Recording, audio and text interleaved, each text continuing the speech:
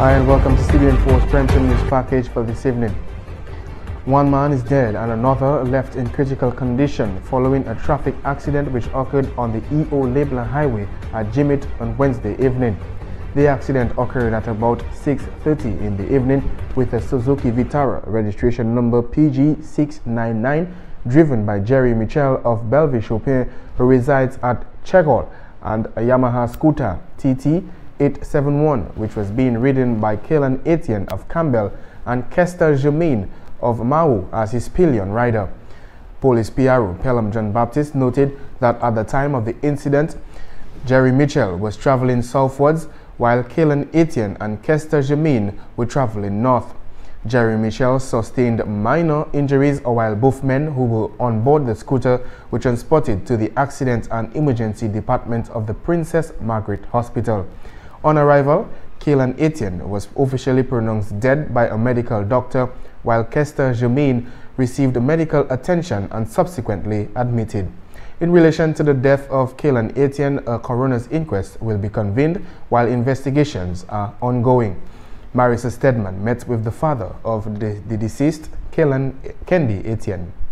First of all, I want to express my sincere condolences for the loss of your son, but I do want to know, when did you receive the news and what was your initial reaction? Well, I received the news probably around close to 7 o'clock like that, but about the accident, but I did not know if he passed out at the moment. But I feel shocked because he spent the whole day there with me. And when were you told that he is no longer, that he is deceased? Well, I couldn't go to the hospital because I was feeling too weak. So my daughter and them went, and so my sisters and them. CBN4 wishes to express its sincere condolences to the family of Kalan Etienne. And the Dominica State College wishes to announce the postponement of its 9th annual Dominica State College Mass Jamboree, which was scheduled to take place on Thursday, February 9th, 2018 from 5 p.m. Director of Student Activities and Coordinator of the DSC Mass Jamboree, Edgar Hunter, explained the reason behind the postponement of the event. Like the country, Dominica, the college tour was very adversely impacted by Hurricane Maria, and as a result we had to curtail our programs, and one of them being Mass Jamboree. And we did a lot of planning. We tried to make the event happen, but what we recognized at the end is that we were not going to produce the quality product that we are accustomed of giving the public, so therefore we felt that we should postpone it for somewhere in May. Hunter expounded further that the Dominica State College is deeply sorry that it has disappointed the many Mass Jamboree fans, sponsors and supporters at this time. He further mentioned that as Dominica continues to recover from the ravages of Hurricane Maria, the DSC felt that this is the right decision to take.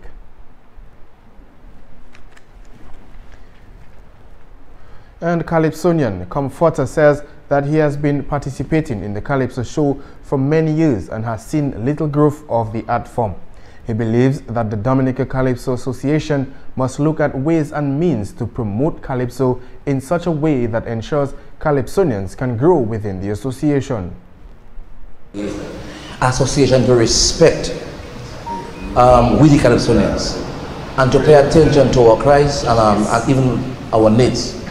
Number two, financially it is not good for us because even as I speak to you this morning, when you perform from quarters to semis and you give a Calypsonian $1,500, his studio bill is around $800 minimum because of just a gift to him. What can he do for the next season?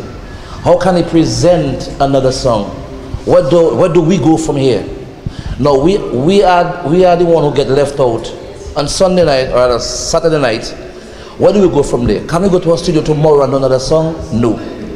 Now the other thing is if the disrespect among the association, they don't listen to our cry. We have ideas, we have advice, and no way take note. And as soon as the season is done, the last check being paid off, these places are closed down till the next time.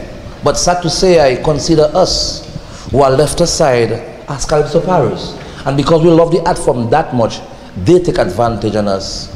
Because they know next season they're going to come again. And we profited. One more thing.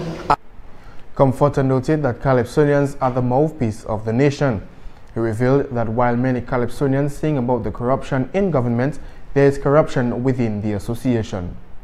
As I said, we are right in the Calypso house. From since 2009 have been built. There's a booth there for studio. There's a stage there for live recording. And not one song has been recorded here. Not one song. So I believe if the association literally come back to the drawing board, design this place as a recording studio, build a studio here, maybe subcontract some musician to do the recording and at least cut our expense in half. So therefore we now can dress properly and don't use one clothes 10 times in 10 years to perform, because it is cut to buy a suit, it is cut to present the song. So this is part of the making to let it look nicer, because when you present, number one, we'll televise around the world. We're not going to cover sing about Peace Pants and him, even if it's my presentation. But we can do more to bring out our songs, more to entertain the patrons. But what do we get after that? As we speak, I just received my check, I'm not ashamed. But 80% goes to the studio. What do I get for writing my own song? Thank God I'm writing my own song. So I worked for a loss. You may say, but why come back? I love the art form, but better can be done through the association. Having said that, better. He added that when the carnival season is over, Calypso is also over as well. He says that Calypso does not have to be a seasonal event. The idea that as soon as the season done, they should select a portion of Calypsonians between 10 and 20, because we have Calypso around the Caribbean. Letter from St. Croix, St. Thomas, Totola, Antigua. We have St. Martin, we have St. Kitts, we have Nevis, we have St. Vincent, we have St. Lucia, up to Trinidad. There should be a bunch of guys who just go tour in the Caribbean singing Calypso. And even if I'm not fortunate to go with them on the tour, but I could inherit. It'll be a body, it'll be a bond of unity. Okay, 20 can go, but 10 go, we're going to share that portion of money. And then so time the other year come around for us to perform again, we are ready. Sometimes I'm sitting here, I get a phone call, I get an email. Comforter, you have to be on next Saturday in St. Vincent at the fire and the guest artist. That would be beautiful. But nobody looking out for us after the season is done. Not one body. Now how are you going to work? And I pray God that the world or who else is listening hear me, because we are suffering. And it's a shame to say we are like parrots, because you know parrot doesn't know, you give them what you feel like. Comforter described Calypso as the Calypsonian's drug. He says it is that addiction that keeps him coming back every carnival season. However, he laments that Calypsonians are not able to grow within the art form with unfair treatment. And stay tuned, there's more news coming up your way right after this break.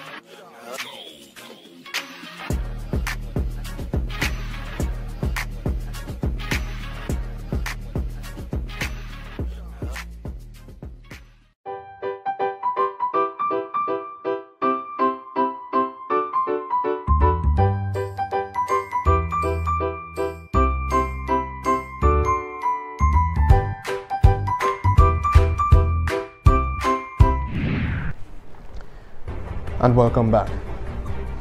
Chief Librarian of the Dominican Library and Information Services in the Ministry of Education and Human Resource Development, Fernanda Raymond, has indicated that library services continue to be offered to the general public at the Documentation Center of the Government Headquarters building in Roseau.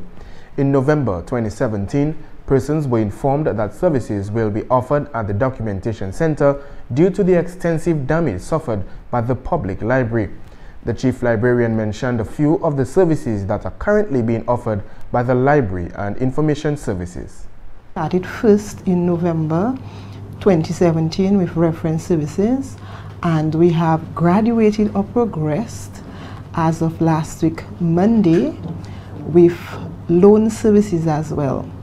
We have also opened an area which is beneath the building of the documentation center, which is available for use by clients in terms of their research, their projects, and there are tables and chairs available, and also Wi-Fi is available and can be used at that location.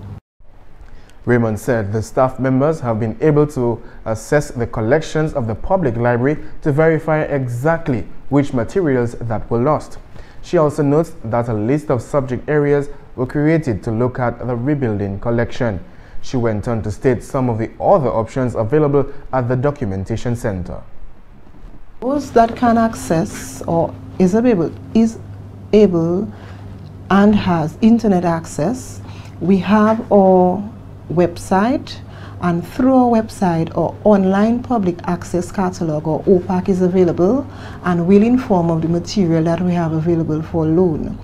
We are also revamping and preparing information and data where we're going to revamp our website and provide up-to-date information as to what is happening in the library, what it is we'd like donating, and what are the activities that we plan to have.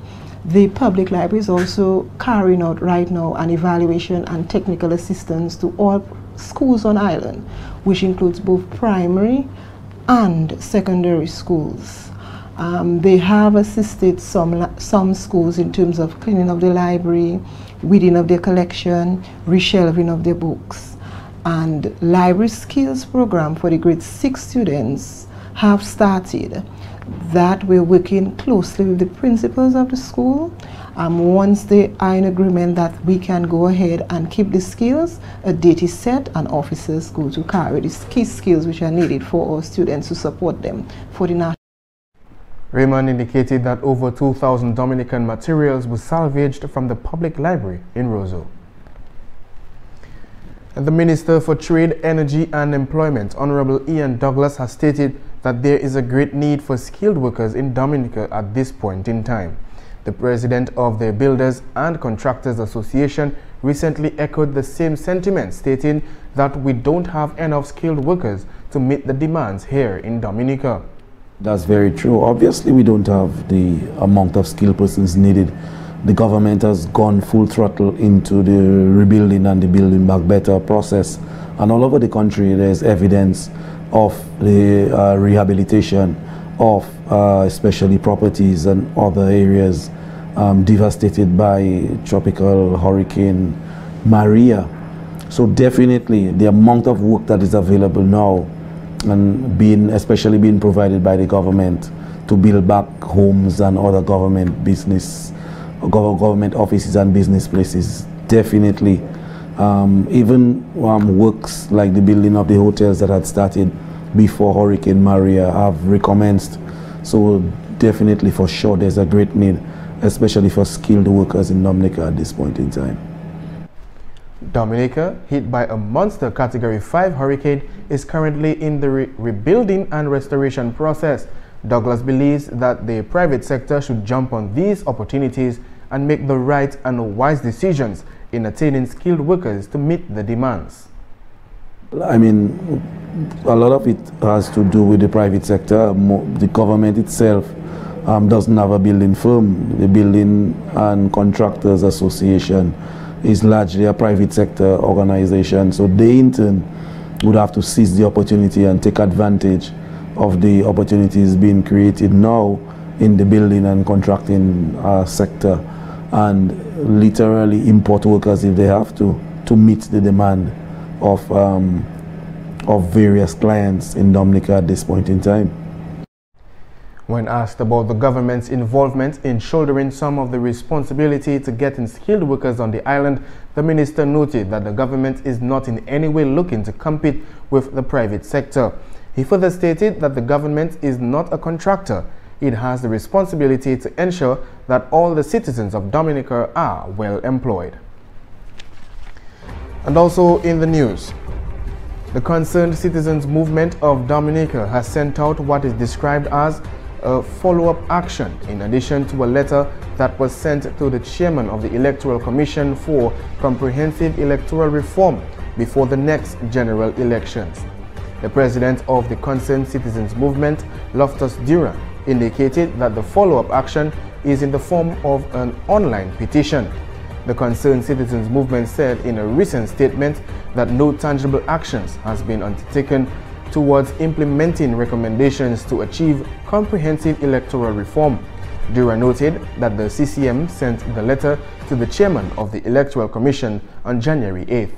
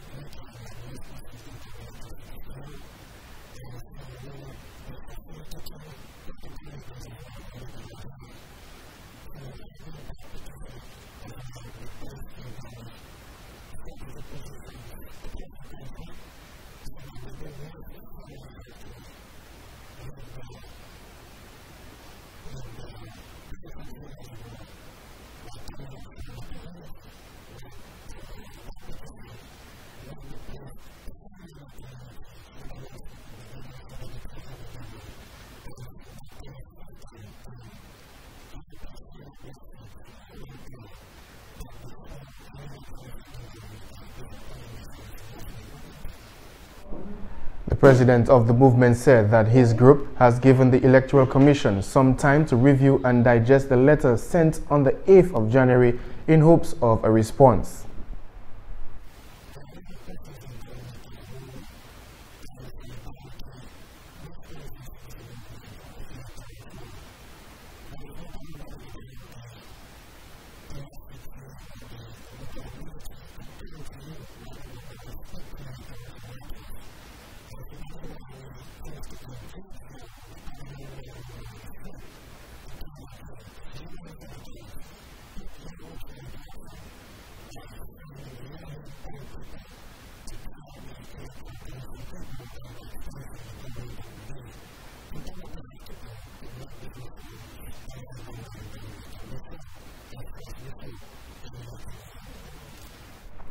Duran further mentioned that the CCM has seen a few positive feedbacks in relation to the petition.